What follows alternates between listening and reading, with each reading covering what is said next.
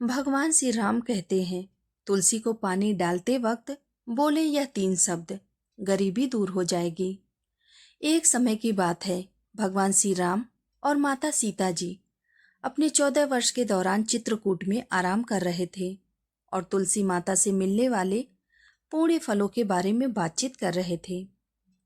बातचीत करते करते माता सीता के मन में कुछ प्रश्न उठे, तो माता सीता जी भगवान श्री राम से कहती हैं, हे प्रभु, मेरे मन में कुछ प्रश्न उठे हैं जिनके उत्तर जानने के लिए मेरा मन उत्सुक हो रहा है। तो भगवान श्री राम कहते हैं, हे देवी सीते, आपके मन में कौन से प्रश्न उठे हैं? आप जल्दी बताएं।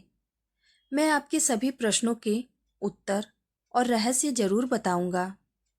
तो माता सीता जी कहती हैं, हे प्रभु, तुलसी को जल कैसे देना चाहिए और तुलसी को जल देने की सर्वोत्तम विधि कौन सी है और तुलसी को जल देने का मंत्र कौन सा होता है? तो भगवान श्री राम कहते हैं, हे देवी सीते, तुलसी को जल डालते समय यह 3 शब्द बोलने से गरीबी दूर हो जाती है। फिर माता सीता जी ने भगवान श्री राम से तुलसी को जल देने का महात्म्य पूछा। तो भगवान श्री राम जी उन्हें इसका महात्म्य सुनाए। तो आगे माता सीता जी कहती हैं, हे स्वामी, आपने मुझे तुलसी को जल देने का महात्म्य तो बता दिया, परंतु अब मेरे मन में यह जानने की जिज्ञासा हो रही है कि तुलसी को जल कैसे देना चाहिए, तुलसी को जल देने की सर्वोत्तम विधि कौन सी है और तुलसी को जल देने का मंत्र कौन सा है। कृपया आप मुझे इन सभी प्रश्नों का उत्तर बताएं। तो भगवान श्री राम माता सीता जी से कहते हैं, हे सीते, जिस प्रकार से मैंने तुम्हें तुलसी का महात्म्य सुनाया है, उसी प्रकार से तुलसी को जल देते समय बोले जाने वाले मंत्र का भी बड़ा महत्व है। यह मंत्र केवल 3 शब्दों का है, परंतु इसका प्रभाव बहुत ही कल्याणकारी है। जो भी मनुष्य नित्य तुलसी को जल देते समय अपने मुख से केवल यह 3 शब्द बोल देता है, तो साक्षात माता लक्ष्मी उसके घर में प्रवेश करती हैं। उसकी दरिद्रता समाप्त हो जाती है और उसे धन धान्य की प्राप्ति होती है। उस मंत्र को बताने से पूर्व मैं आपको तुलसी के इस मंत्र का महात्म्य सुनाता हूँ। इस महात्म्य को सुन लेने मात्र से ही मनुष्य के समस्त पाप खत्म हो जाते हैं और उसे 100 वर्षों तक तुलसी को जल देने का पुण्य प्राप्त होता है। इसीलिए हे देवी सीते, आप इस कथा को ध्यान से और पूरा जरूर सुनिएगा। तो माता सीता कहती हैं, हे प्रभु, मैं इस कथा को पूरा अवश्य सुनूंगी। कृपया आप मुझे तुलसी के मंत्र का महात्म्य सुनाएं। तो भगवान श्री राम कहते हैं, हे देवी, दक्षिण दिशा में एक अत्यंत शोभायमान नगरी थी। उस नगरी में सुरेश नाम का एक खोटी बुद्धि का पंडित रहता था। उसका जन्म एक ऐसे पंडित परिवार में हुआ था जो पाप कर्म करने वाले और शास्त्र ज्ञान से शून्य थे। वह जन्म से तो पंडित था, लेकिन कर्म से वह अत्यंत दुराचारी था। वह ना तो पूजा पाठ करता था, ना ध्यान, ना जप और ना ही अतिथियों का सत्कार करता था। उसके द्वार पर आए अतिथियों को बिना दान किए ही क्रूरतापूर्वक भगा देता था। वह सदैव ही पराई स्त्रियों में आसक्त रहता था और उसे मदिरा पान करने की भी आदत थी। साथ ही वह मांस भी खाता था। वह दिन में खेत में काम करके पत्ते बेचकर जीविका चलाता था और रात में व्यभिचार करता था। इस प्रकार से वह पंडित अपना जीवन व्यतीत करता था। फिर एक दिन वह दुर्बुद्धि बेचने के लिए, पत्ते इकट्ठा करने के लिए एक ऋषि के आश्रम में घुसकर पत्ते तोड़ने लगा। तो एक काल रूपधारी काले सर्प ने उस पंडित को काट लिया और उसी समय उसकी मृत्यु हो गई। उसके बाद 2 यम के दूत उसे लेने के लिए उस स्थान पर प्रकट हो गए और उसे उठाकर यमलोक ले जाने लगे। मार्ग में वह यमदूतों के सामने बहुत विलाप करने लगा और बोला, हे दूतों, मुझे कहाँ ले जा रहे हो? मुझे छोड़ दो। मेरे प्राण बख्श दो। लेकिन यमदूत उसे यह कहते हुए ले जा रहे थे कि अरे दुष्ट पंडित, तेरे पाप कर्मों के कारण तुझे सांप ने डस लिया है। अब यमराज तुझे अवश्य घोर नरक में डाल देंगे। फिर यम के दूत उस पंडित को लेकर यमलोक पहुंच गए और यमराज के सामने खड़े हो गए। तो चित्रगुप्त उस ब्राह्मण का लेखा जोखा निकालते हैं और यमराज से कहते हैं, हे धर्मराज, इस ब्राह्मण ने बचपन से लेकर मृत्यु तक पाप ही पाप किए हैं। इसने कभी कोई पुण्य का काम नहीं किया है। तो फिर धर्मराज अपने दूतों से कहते हैं, हे दूत, इस घोर पाप करने वाले पंडित को उठाकर ले जाओ और इसे नरक में डाल दो। फिर यम के दूत उस पंडित को लेकर नरक की भयंकर अग्नि में ढकेल देते हैं। अनेक वर्षों तक नरक में सजा भुगतने के बाद उस पंडित को दूसरे जन्म में एक बैल का शरीर मिलता है।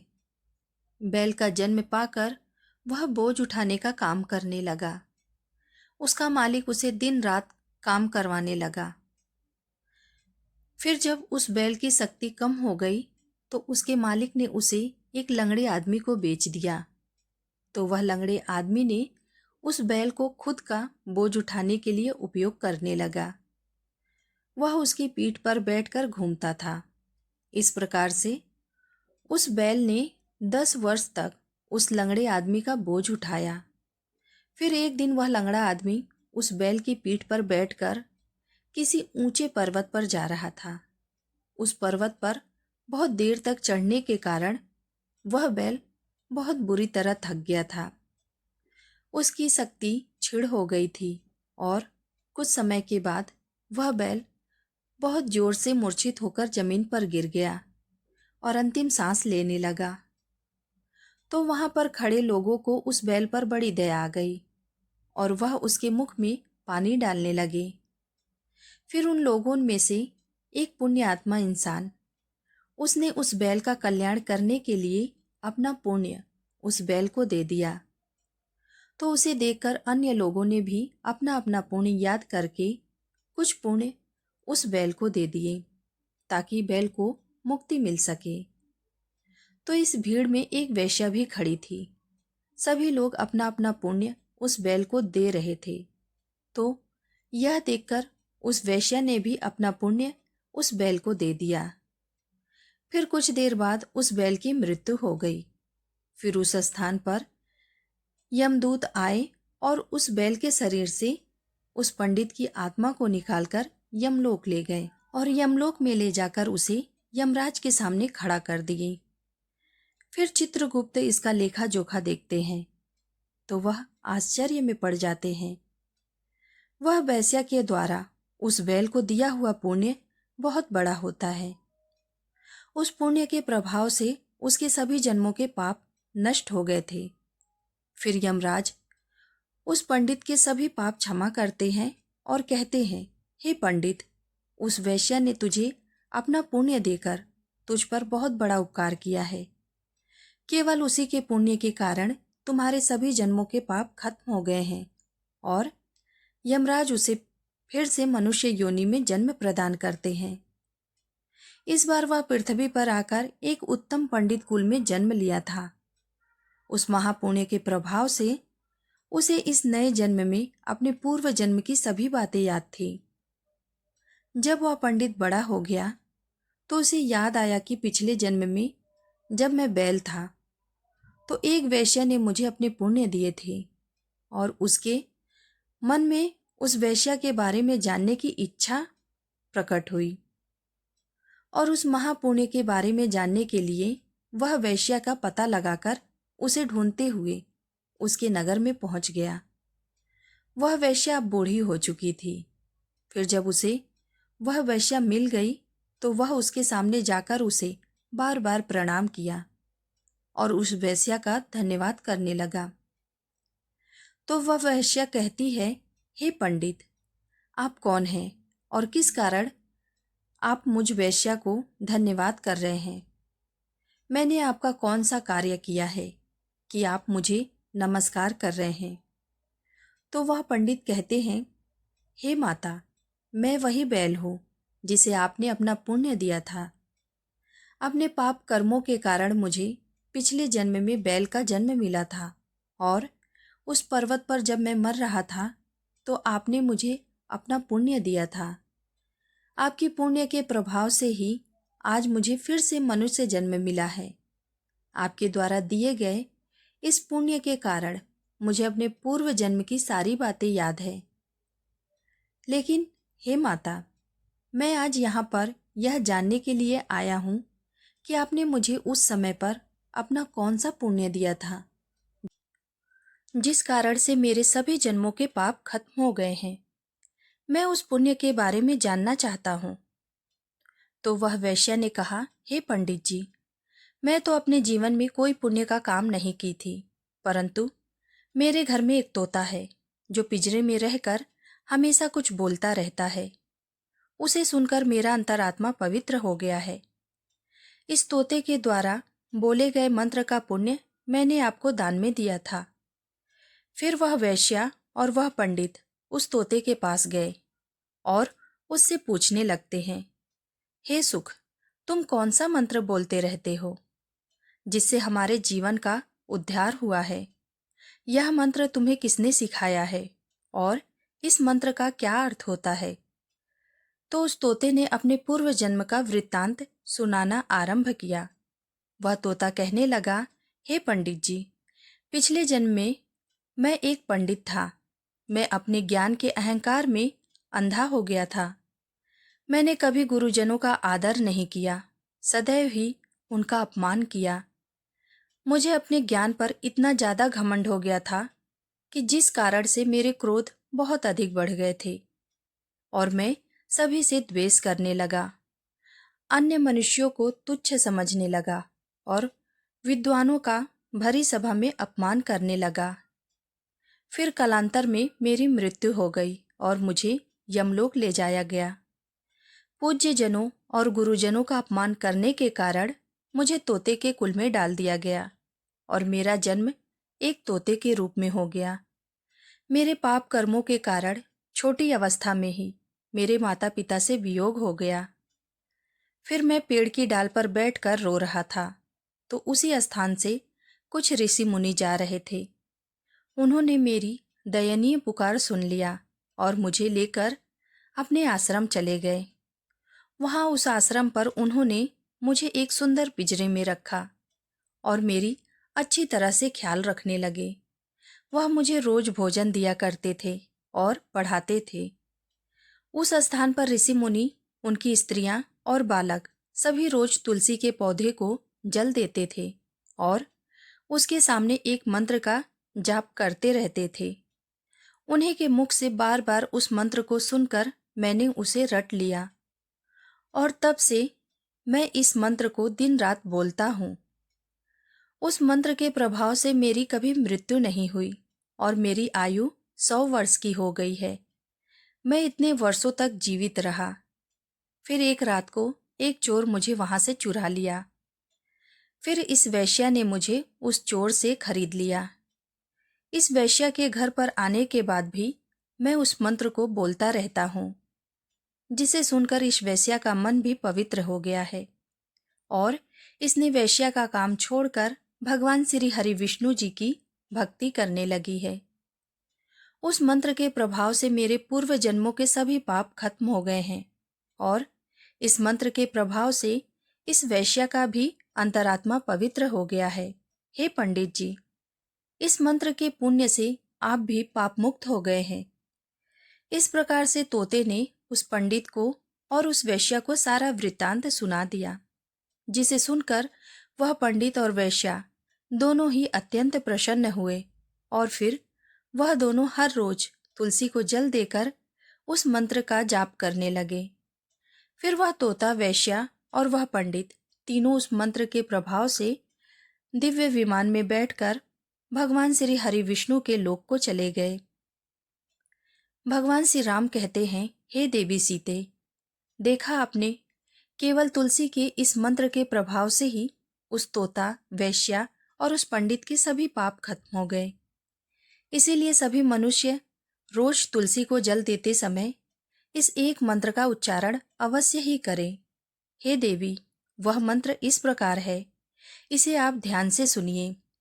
ओम वृंदावन में स्वाहा, ओम वृंदावन में स्वाहा, ओम वृंदावन में स्वाहा। भगवान श्री राम कहते हैं कि जो स्त्री नित्य तुलसी के समक्ष इस मंत्र का उच्चारण करेगी वह सौभाग्यशाली बनेगी, और जो भी पुरुष तुलसी के सामने इस मंत्र का उच्चारण करेगा उसे अपार धन की प्राप्ति होगी। जिस घर के सामने नित्य तुलसी की पूजा की जाएगी उस घर में साक्षात माँ लक्ष्मी का वास होगा। तुलसी का यह मंत्र समस्त फलों को प्रदान करने वाला है, अतः जो भी तुलसी के सामने इस मंत्र का उच्चारण करेगा उसे संपूर्ण सिद्धियां प्राप्त होंगी। स्त्रियों को सदैव ही स्नान करके, अपने बाल बांधकर, मांग में सिंदूर भरकर नित्य तुलसी को जल देना चाहिए और इस मंत्र का उच्चारण करना चाहिए।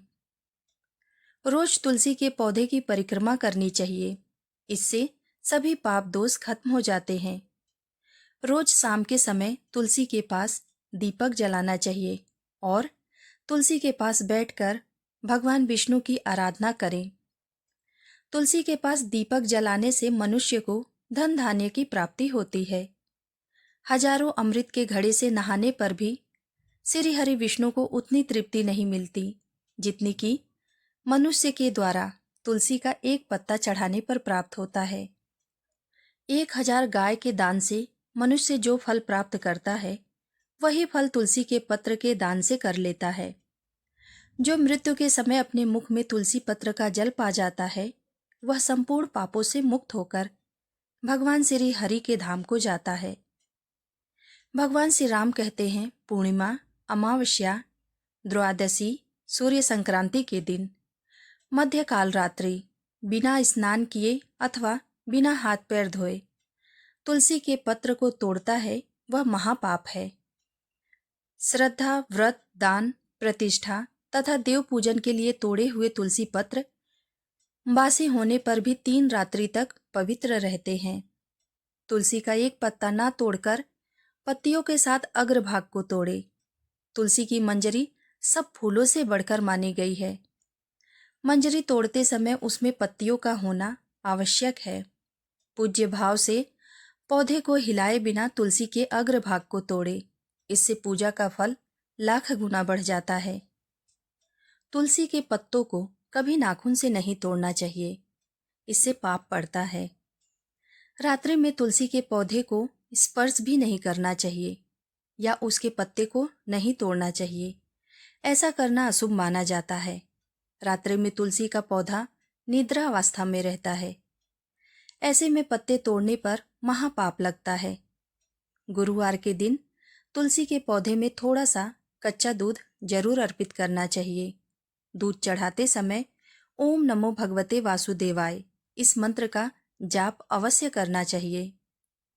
तुलसी के पौधे के पास शालिग्राम अवश्य रखें और उस पर चढ़ाए हुए पूजा में तुलसी और शालिग्राम को दूध में भीगी हल्दी का तिलक अवश्य लगाना चाहिए। शालिग्राम पर तुलसी पत्र रखकर चंदन लगाएं। अगर कोई महिला मासिक धर्म में है तो उसे तुलसी की पूजा नहीं करनी चाहिए। मासिक धर्म के दौरान तुलसी को स्पर्श करने से घोर पाप लगता है, इससे स्त्री की दुर्गति होती है। इस प्रकार भगवान श्री राम ने माता सीता जी को समस्त मनुष्य जाति के कल्याण के लिए तुलसी माता के कल्याणकारी कथा को सुनाए हैं। उम्मीद करती हूँ आप सबको यह छोटी सी कथा जरूर पसंद आई होगी। ऐसे ही नए नए कथाओं के साथ जुड़ने के लिए कृपया मेरे चैनल को लाइक करें, सब्सक्राइब करें और कमेंट बॉक्स में जय श्री राम जरूर लिखें। धन्यवाद।